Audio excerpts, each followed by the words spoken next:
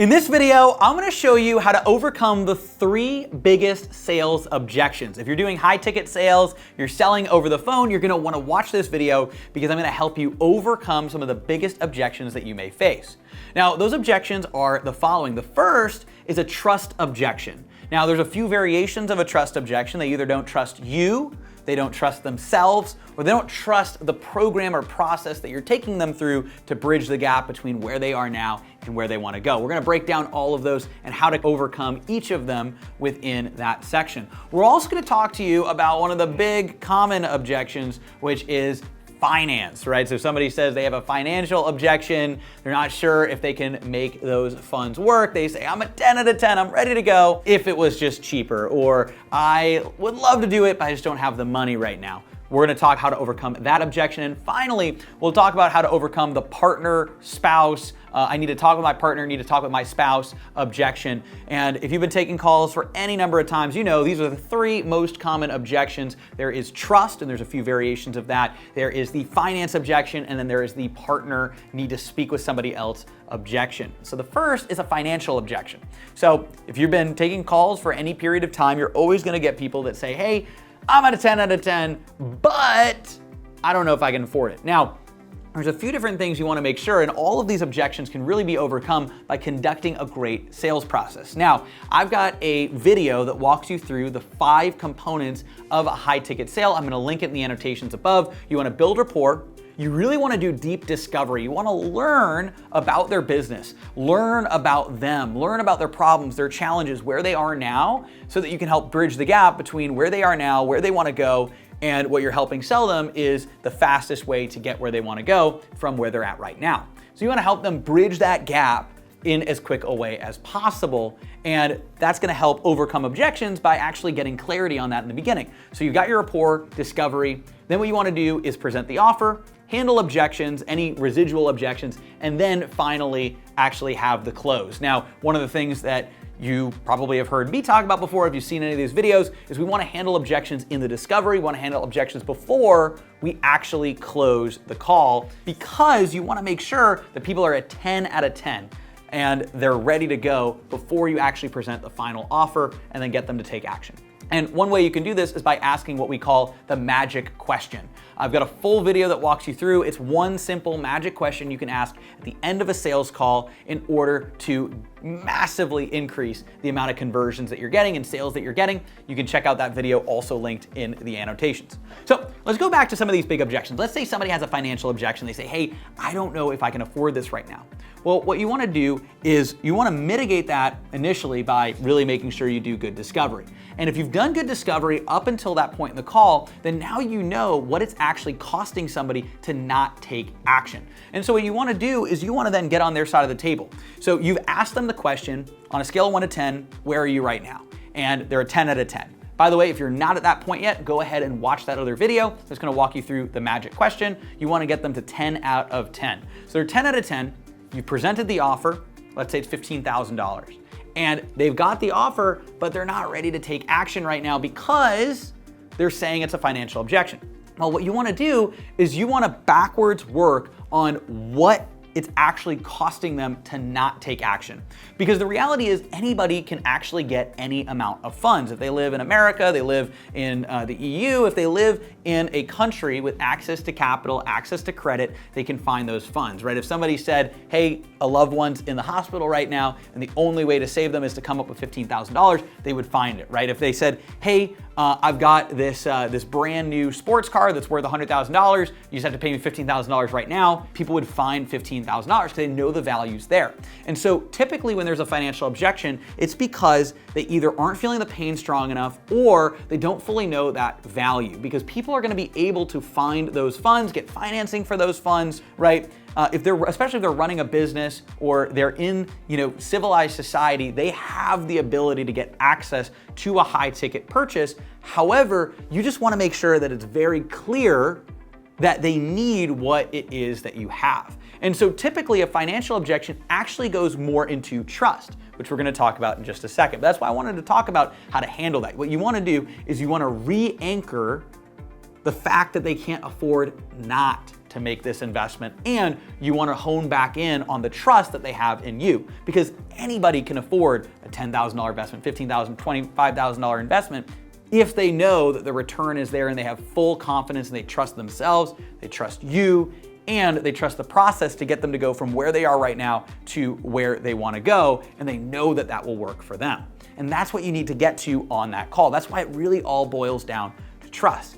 Now, it's a similar thing with a partner or spouse objection. Now, first of all, you want to handle that before the call. You want to make sure that their partner or their spouse is on that call, because you want to make sure that you avoid that objection in the first place. And that's why you have a good screening process. You have applications. We talk about how to do that in one of our other videos as well. So you want to make sure that you get people on those calls. So you want to make sure that there's not somebody else that needs to answer an objection or whatever it happens to be. You want to get all the decision makers on that call with you so that you can have them there ready to make the decision. Now, if that doesn't happen and somebody's saying, hey, I gotta go run this by my wife, I gotta run this by my husband, I gotta run this by my partner, whatever it happens to be, if somebody is saying that, then what you wanna do is you wanna make sure that you start reverse engineering and asking them, well, what do you think they would say about this? What do they typically tell you to do when you approach them with an investment or something like this, right? So you want to have them act as that person, get them to help overcome that objection, bridge that trust gap, and then get them to make that purchase decision. Now, if somebody, right, doesn't have that capability on that call, you want to take it to 2 calls and just learn as a lesson for the future that you want to have both decision makers on those calls, and then set up another touch point with that person and their spouse or their partner. Now, here's the problem. Oftentimes these calls get ghosted. So what you want to do is you want to make sure that you have tie downs. You want to make sure that people show up on that next call, that they're going to bring that other person. Hey, do you want to check their calendar and see what time is available? Do you have access to their calendar? Are you in front of a computer? All right, great. Does Tuesday at 3 work for you? Yes, it does. Does it work for them? Okay, can you actually make that calendar invite at that time, add them? I don't know their email, so you can add them to that, add me to that, and that way we can get it on the calendar, we can make sure that it's all coordinated. Great. Okay, awesome. And then a day before, just double check. Hey, looking forward to speaking with you both. Just making sure that time still works. Great, hop on with them. Then you can handle any objections that they have with them and their business partner or significant other on that call and take action from there. Ultimately, most reasons that people don't buy is not finance related, is not partner, spouse related. It's not related to where they're at right now in their business or in their life, but really it all boils down to trust. And so what you want to do is make sure that you're building trust from the very beginning. Provide value to somebody before they get on a call, whether that's giving them a free PDF that gives them a lot of strategies, or that's giving them value on a webinar, whatever it happens to be. You want to build value so now they trust you.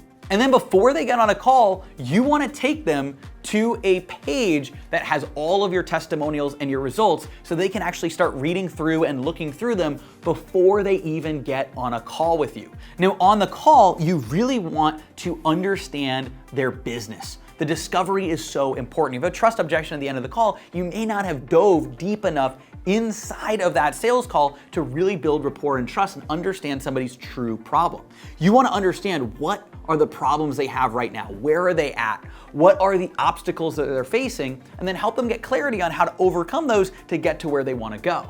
You want to really understand where they're at. You want to build that rapport and trust by asking the right questions. Why do you trust your doctor? Well, they're an expert and they ask you the right questions and they really gather information before giving you a recommendation. That's exactly what you want to do too. You want to be the doctor in this situation. You want to prescribe them with a solution. And if you don't ask enough questions and build enough rapport, then you're not going to be able to have that credibility and that trust built to actually give them what they're looking for. Another big thing is people might trust you, but they don't trust themselves. So you want to make sure that they know that you're going to help hold them accountable. You're going to help them through this process, that other people have been there before, people just like them, whether it's through testimonials or stories or anecdotes. And so typically what you want to do is if somebody has those trust objections at the end of the call, you just say, hey, I appreciate you sharing some of this. One of the things that I've found is when people aren't a 10 out of 10 on this, it's typically because they either don't trust us and our process or they don't trust themselves.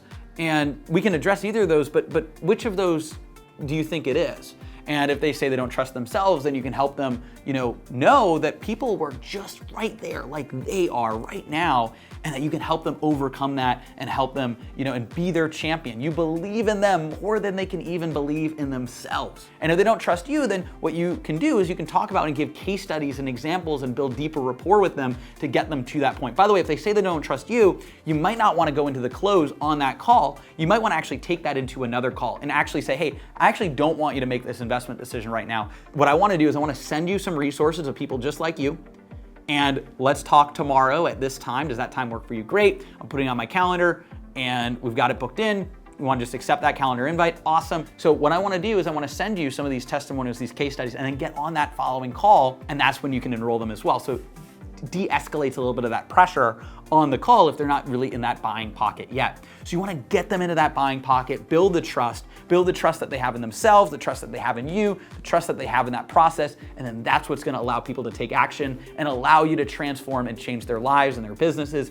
with the offers that you have. So that's how to overcome the 3 biggest objections. You got the financial objection, spouse objection / partner objection, as well as trust and the 3 variations of trust objections: trusting themselves, trusting you, trusting the process. A lot of this can be taken care of with great ads, funnels, and build up and prep work before the call and the discovery that you do on the call. So ultimately, you shouldn't have objections. If you have objections at the end of a call, then that shows you that there's opportunities to improve and dial in the process that it took to get there. But overcoming these objections are things that you can do using the sum of strategies that we talked about here, using the magic question we talked about in that other video. So hopefully you found this valuable. Be sure to like the video, subscribe, share it with somebody else that you think is gonna be able to benefit from this information.